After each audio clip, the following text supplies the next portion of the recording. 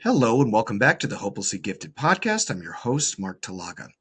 I'm very excited today. We have a wonderful guest with us who I think is going to just do a wonderful job in relating to the parents out there that sometimes feel like they can't talk about their experience of what they're going through, of raising gifted, neurodivergent, wildly complex kids. And when you try to explain that to other people, they cock an eyebrow or they tell you what you're doing wrong or, well, why don't you just read this Facebook blog post? And a lot of it can feel very isolating. And so I want to bring on Liz Evans, who is an award-winning occupational therapist, dyslexic thinker, speaker, podcast host of the Untypical Parent podcast, and founder of the Untypical OT, specializing in burnout protection for parents in neurodivergent and additional needs families. She is also a solo parent to two children, one of whom is twice exceptional. And she has a love of motorbikes. And my thing just cut off for me. Motorbikes and what? And the sea. Then the sea. There it is. It just disappeared. Liz and I were just talking about how technology has just been off today. Welcome, Liz. Thanks for being here. Oh, thanks for having me, Mark. I'm really excited to be here. Minus that little snafu in the beginning, but she loves motorbikes and the sea. All right. So, Liz, let's talk a little bit about, let's start with your background, a little bit about yourself. You work in OT, you're a parent of neurodivergent kids. So, yeah, tell us a little bit how you got into this world. Yeah, so went into occupational therapy straight from school. Spent a long time in occupational therapy, not really knowing and finding my spots, I think. Worked a lot with children and adolescents with mental health needs and differences, and kind of, roamed around a bit thinking I can't quite find my niche. Mm. And then in amongst all of that, had my kids. I'm late diagnosed dyslexic and suspect probably some ADHD as well. So that's probably in the pipeline. And then my youngest really, really started to struggle to go to school. And I'd had kind of it been brought up with me quite early on that he was bright. People would say to me, "Well, you're a bright kid." It's like you kind of go, "Yeah, I think he was bright, but he's mine." Yeah, right. I'm biased. Yeah, all my kids are super bright. And I just had a couple of people start saying to me, no, he's kind of really bright. And he was kind of doing all right in school. And then we started to have that, I don't want to go to school. Mm. And I couldn't really work out, I couldn't understand why, because on paper, academically, he looked like he was doing wonderfully. We had some behaviours that were kind of creeping in that we thought, that's not kind of what you typically expect. And then his mental health took a massive, massive downturn for us, huge downturn. And that had a massive impact on my work as well. So I'm a solo parent, I've got another child, I've got a mortgage and a house and everything. And eventually he ended up at home. We couldn't have him in school. He was Right. struggling so much in school. And in amongst all this, we kind of got extra diagnoses, and he came up as being diagnosed as autistic. Mm. And yeah, life kind of fell apart, if I'm honest, Mark. It really fell apart. And I think the kind of the giftedness side for him was something that we identified really early on. So he was probably 4 or 5 when people were starting to go, he's really excelling in school. We need to give him extra stretch. He was talking about being bored a lot. And you kind of think, how hard can it be for him to be really gifted? This is a gift to be that gifted. And actually, I just saw his mental health go further and further and further and further downhill. He had experiences of being in the classroom and being told by classroom teachers to stop putting his hand up and to give other kids a chance. Mm. So he's offering answers altogether. Right. So he's shutting down totally. Completely, yeah. And of course, on top of that, we didn't realise there was the additional diagnosis for the autism as well. And I remember going to see a psychotherapist for him, and that was when he was at his most unwell with his mental health. And her saying to me, "Do you think he could be autistic?" And me going, "No. Do you know who I work with?" That's right. Me, of all people? Yeah. Uh-huh. He's autistic. I would have seen it. And then I think when we broke it down, actually, of course, all the skills and stuff that I was using to support parents and kids that I was working with, I was using them at home. Right. So actually, the home that I and the environment I created at home was meeting his needs, and where it was falling apart was at school. Was at school. Yeah, and people just thought, I think, very in a very kind of old school way, is that if he was autistic, he couldn't be bright. And there's that real myth around that, that actually there must be a learning difficulty for him in there. And actually, he was I mean, way beyond his years in his learning. Yeah, Um, and in our line of work, that's the asynchronous development. He's all over the place. So it's both and. It's not one or the other, and it rarely is. And as you're going through this, I imagine, the feedback from the school must have been very frustrating just to feel like I don't know, what was it like for you hearing the feedback from school? I think feedback from school was I always felt like I was making a bit of a fuss because he was Right. always, when he gets into school, he's absolutely fine. I'd had him stripping off at the front door. They learn very quickly, don't they? How can you not take me in school if I'm naked? Oh, So that's super smart. super smart. He had worked that out from a very young age. I'd have him dressed, I'd turn around and he'd be completely naked and I couldn't get him out the door. It was almost like a chat, what are you going to do now? Yeah, right. Yeah. No, I love it. Smart kid. He is. Um, and then we had things like, on the way to school, he'd be sobbing and crying and hanging onto the railings, and it was awful as a Yeah. parent. And then you Yes. kind of all this effort to get to school. He was wrung out. I was wrung out by the time we got there. My other son was wrung out because they're only 18 months apart, so they're very close. And the school would think, "Oh, he'll be fine. Just any car, he'll be fine once he gets in." That backward glance, Mark, they give you that kind of grabs you by Oh, the heartstrings, as if to yeah. say, "You're going to leave me." Um, and then I would get at the end of the day, they'd go, "He was absolutely fine all day." And then, of course, we would come home and there'd be the crash Right. at home afterwards, which would, in his younger days, was full scale meltdowns. Trash in his room, Yep. this high pitched screaming that he could do for more than one breath. It would just keep going, this scream. And now looking back, I know that was him totally dysregulated. Yep. As you say, just kind of just totally overwhelmed by his environment. And I think, as I discovered, totally, I don't always like the word challenged, but for him, he wants that stretch. He wants that little bit extra. Give me something more. I think he felt so constrained by school, and we were going in and having these conversations in school and kind of saying, it's really hard to have this conversation. I'm coming to talk about my child and he's really bright and you're not doing enough to let him learn at the speed he can learn at. And I kind of think I always felt like the difficult parent that was, what are you complaining about? He's doing really well. He's getting really high grades. And I'm thinking, yeah, but he's thoroughly unhappy. Yeah, And he's losing his mind, and if they don't take that as a variable into something's going on here, their niceness can be one of the most invalidating experiences ever. They're trying to be kind, they're trying to be supportive, but there's an encoded message in all that, which is, well, I guess it's your problem, mom. I guess it's the yes, kid's problem, and that can be crushing because they do it with a smile, and they don't mean to be malicious, but here no. you are still feeling alone. Yeah, yeah. And I think it's been a big move in this country. I don't know what it's like for you in America, but in this country, we had lots of gifted and talented programs. So that was part of the schools. They've got rid of most of them. Is that, It yeah. tends to be private education now have got the gifted and talented, but if you're in the state sector, which he was, they that was gone, and they got rid of. You remember when I was at school, it was always tiered. You had the top sets, and then it would kind of go down, and you'd have kids grouped according to their ability. That again got rid of in a lot of the schools in this country, and they decided that the kids that were finding it more difficult found it useful to be in with the kids that were higher achieving or finding it a bit easier, and that's where they concentrated. So that top percentage that were doing really well, they didn't worry about them because on paper it was still enough. Right.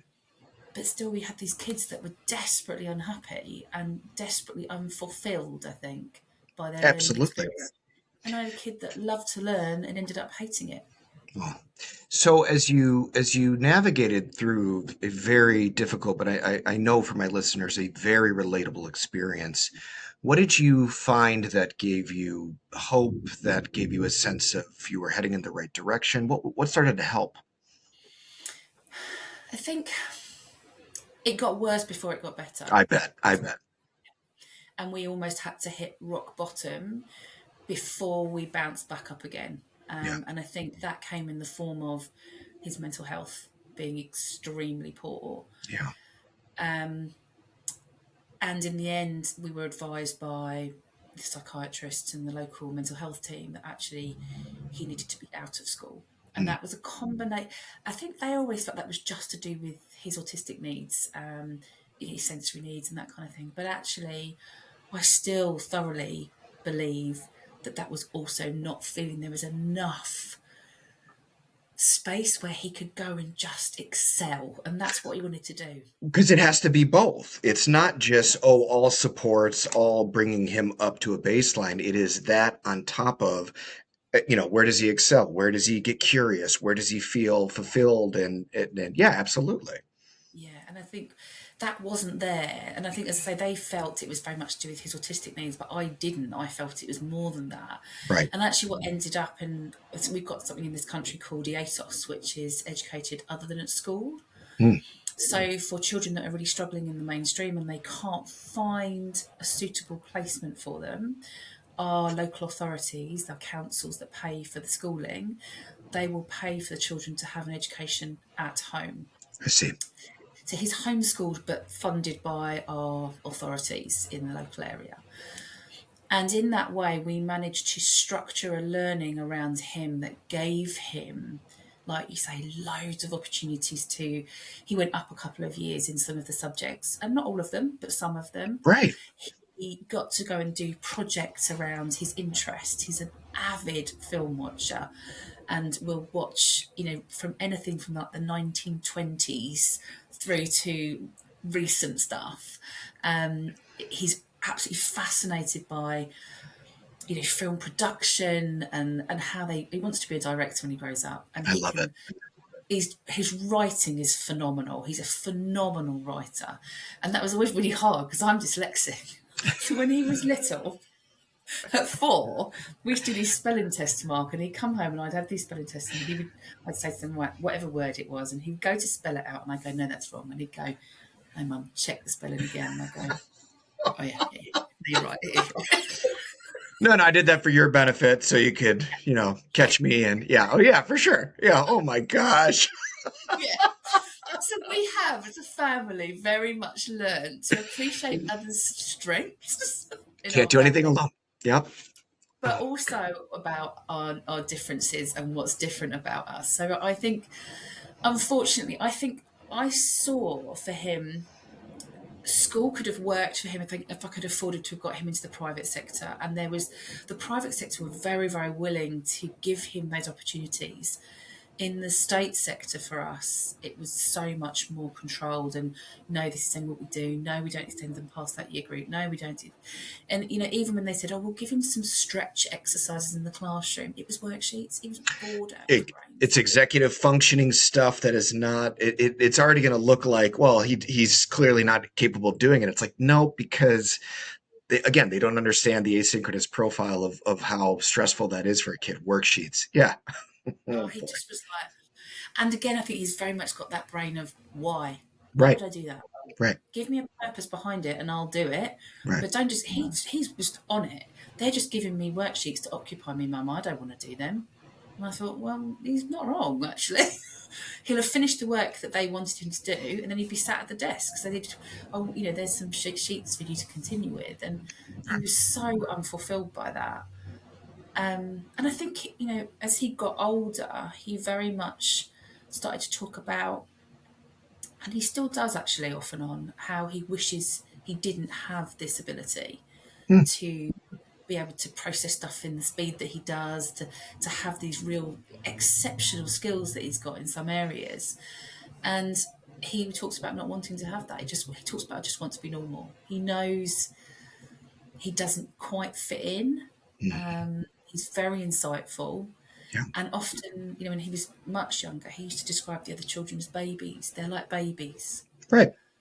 And he wanted to talk about Doctor Who, and they were all like, who?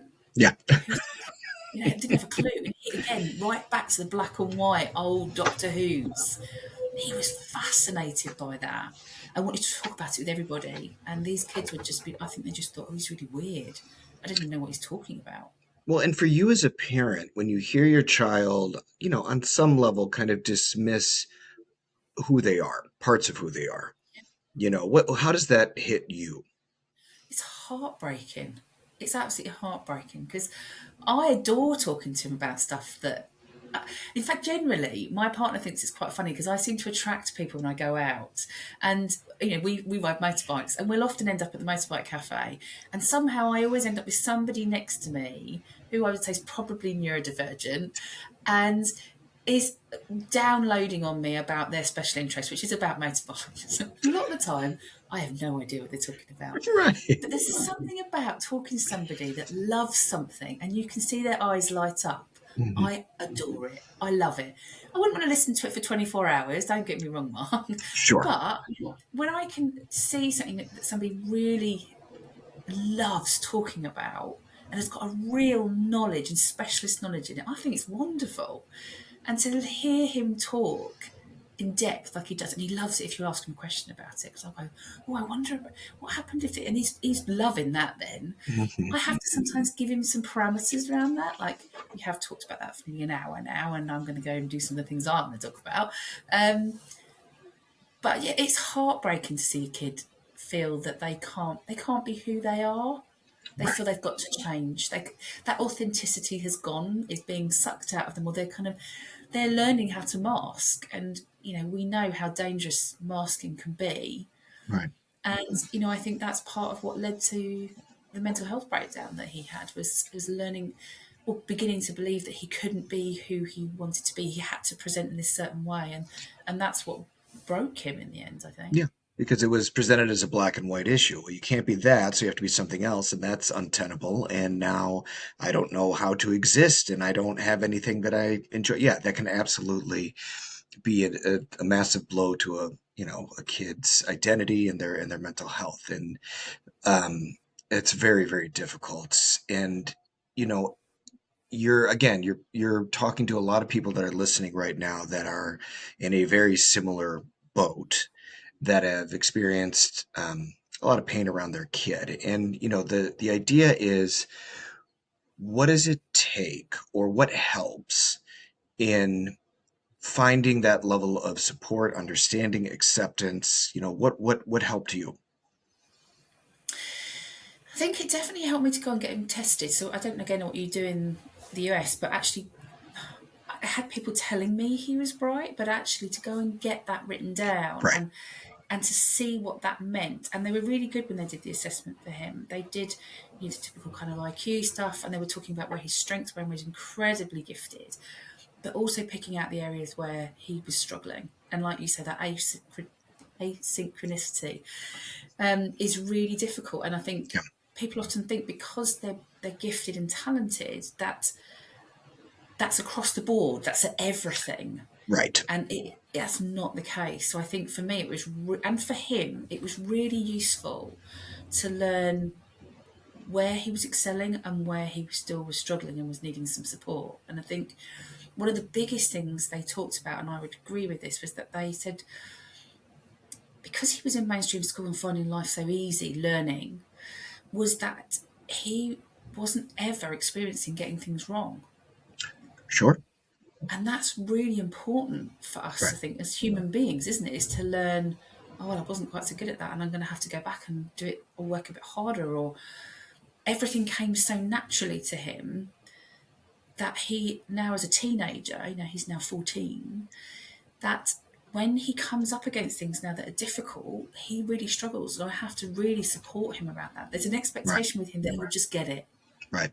Right. And I think that's from not having that kind of next step, all the time when we're kind of for me, I suppose when I was learning, especially being dyslexic, I was coming up against problems all the time. Right. So my way of thinking is to come at everything from a different angle because I have to. Whereas he just sails through. He's always sailed through, and now he's getting to some bits in, especially as we kind of accelerated him in his maths and in his English. Is he's coming across things? They're tough. They're pushing him, and there are times when he's going, I don't understand this, and that's really hard for him. Right. That is not again. So you got a couple things that you're saying that I really want to underline because they're so important. One of which is when you have whether it's good assessment or just a good understanding, the more you start to see things make sense. This is why the experience feels this way, and this is why it's so complicated and most people don't understand. There is a bit of relief in that. Okay, now I know why things are happening. And for a lot of parents, they don't understand why people can't seem to be helping or why what I'm trying isn't working. But I'm a big fan of evaluation and assessment. If you listen to my podcast, I talk about all the time.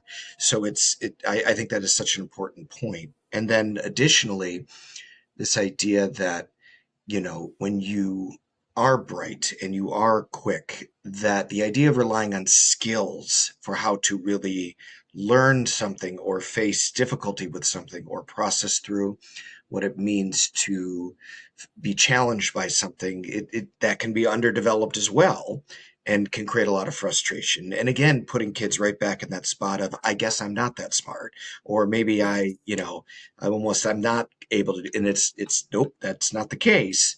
It's just you don't have the natural intuitive understanding of something and what does it take to learn it. So I think that's a very important point for any gifted family out there. Yeah, yeah. And I think, for him, I think that helped him to know when we had that assessment done. But like you say, then he will still very much go through that. I'm thick, I'm stupid, why don't Yeah, I get this? And I think also he's very aware of where he struggles probably more socially. So exactly. he might be up in the years above for his learning, but actually on the social side of it, he finds that much more difficult. And I would say probably he has very few friends, but has some really, really close relationships with adults Yeah, that are a supportive network. And I think they're more predictive. They kind of do what they're meant to do most of the time. But also, I think he loves a conversation. So he loves to talk about something and get really in depth. Sometimes he can get way in depth, it goes whoosh, straight over my head. for sure. Um, yeah, but he's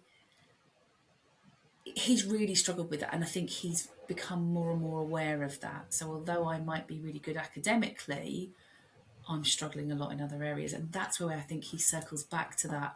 I wish I was normal. I'd Right. give up that bit about being able to do well in school if I could only have friends, and that's a big thing that I think he's really struggled with around that friendship. That's heartbreaking, as a Oh, mum to watch absolutely. that. Yeah, really Well, hard.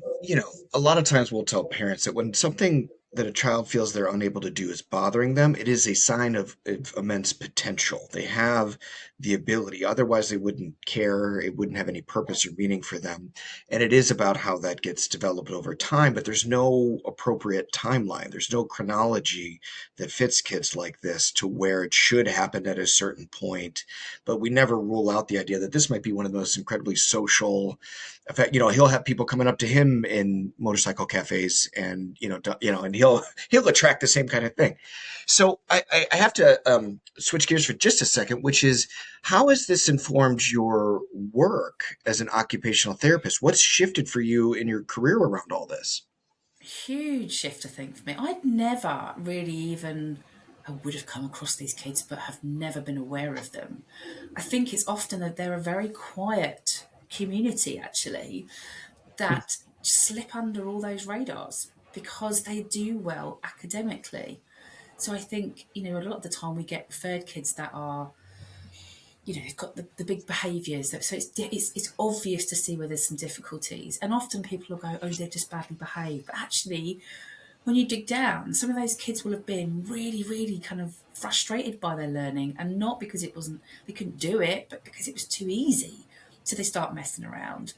And when I think back now, because I, as I say, worked for a long time in child and adolescent mental health, is I think going back now, I would have missed those kids. I Mm. didn't see those kids, and I didn't check with those kids what was going on. And I don't think naturally we don't test in this country very much for kind of IQ levels. I don't know again what it's like in the US with you, but there isn't a lot of that. So I think it's definitely had a big impact. And I think the other thing that I do is because I work with parents as well as coming across, I think, parents that were probably very gifted as kids and are very gifted as adults, and that twice exceptional thing Mhm. with probably a neurodivergent diagnosis as well, and they struggled hugely as parents, and trying, they can see things in such depth and have such expertise and knowledge in certain areas, but again, in other areas are really, really struggling. And I think that's something that comes into a lot of my practice now, because I work generally with parents now rather than with the kids. That when I think about and look at burnout, it's one of the things on my radar that I'm thinking about. How satisfied are they by what they're doing? Some of those parents had to give up work because of their kids' needs. They're at home with their kids, and they feel really unsatisfied. And that's a really hard thing to say as a parent sometimes, and acknowledge that and go, actually, I need something for me. I need my brain to be mentally challenged in this. Yeah, And that it's okay to say that. It's okay to want something more other than being at home with your kids. Some people, that's absolutely fine, and that's not a judgment on either side. But I think I am seeing parents that would have been gifted and talented and would have and have probably undiagnosed neurodivergent as well, that are starting absolutely. to go, when their kids get the diagnosis, they go, I was like that. I wonder where this comes from. Well, and it's so important though, because what we're talking about a lot of times is a parallel process. As parents, we get so focused on what our kids are struggling with that we never take a step back and look, is that struggle also happening in my own life? In a different context, work, not school, marriage, not friendships, whatever it is. And I think the work that you're doing is incredibly important because it's so hard for us to teach the thing that we're still struggling with if we don't have the awareness that that is something in our life. Because as adults, we're like, well, life's hard, and that's just how it's always going to be. Yeah. And rather than say, I'm not fulfilled with how I am, and you might need somebody like you, Liz, to guide them along a process there. Yeah, absolutely. And I think I remember really, I had a big burnout myself, and that's why I set up the work that I did, was that I burnt out just through probably my own undiagnosed needs, not really understanding, a lot. I was always known as an anxious kid. Now I know why I was anxious, There you go. um, but I didn't at the time. I was just labelled the anxious kid, and it got very out of control and quite difficult at times. And I think, you know, it's for parents, we're so used to, as you say, kind of just get on with it. It's just part of being a parent. Just, it is tough. Just get on with it. And I had somebody say to me shortly after I had my burnout, and they said to me, well, what do you enjoy doing, Liz? And I thought, I have no idea. I had completely lost myself in the process Oh my. of being a parent, and his needs, and how I needed to support him. That, I mean, I cried. I burst into tears on the person and thought, I have no idea what I like anymore. I'm not doing any of it, I tell you that much. It's all become about what the kids need. And like you say, I think as parents, we very much end up, our needs often gets pushed right to the bottom. It's what the kids need all the time. And when you've got kids with some form of additional need, whatever that might be, we often find that very, very hard then, I think, to go, and there's lots of guilt and I'm selfish, or just because we need to do something for us. Right. And so that's some of the work again I do with parents, is I realised, I think, when I went through my own burnout, was that I had to start doing something for me in amongst all of that, because I was never ever going to be able to support these two kids if I was broken. Yeah. Hence the And motor behind the smart. oh, that's where that comes from. I knew the motorbikes had a part to play here.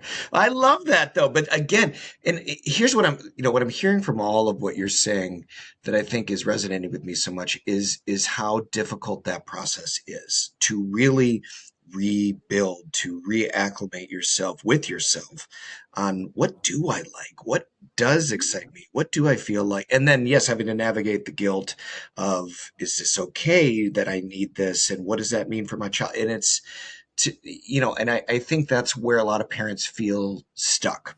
And maybe sometimes they have a partner that they rely on, and sometimes that partner may not be, you know, acknowledging that challenge on some level. And it's more than okay to find somebody like you, Liz, to say, okay, I got to get this figured out. It doesn't seem to be happening on its own. Yeah, What do I need? yeah, definitely. And I think, yeah, it's not easy, that one. And I think sometimes when I work with parents, I almost feel like they're looking for the permission. Right. It's okay to do it. Yeah, you can go Yep. do that. Um, and sometimes they've done 15, 16 years of parenting and have, you know, again, a bit like me, have lost a sense of who they are. And, our needs and our, what brings us joy and lights us up changes as we get older. But I think there was a point that I'd lost all of that. It wasn't that it changed, it had just gone. Right.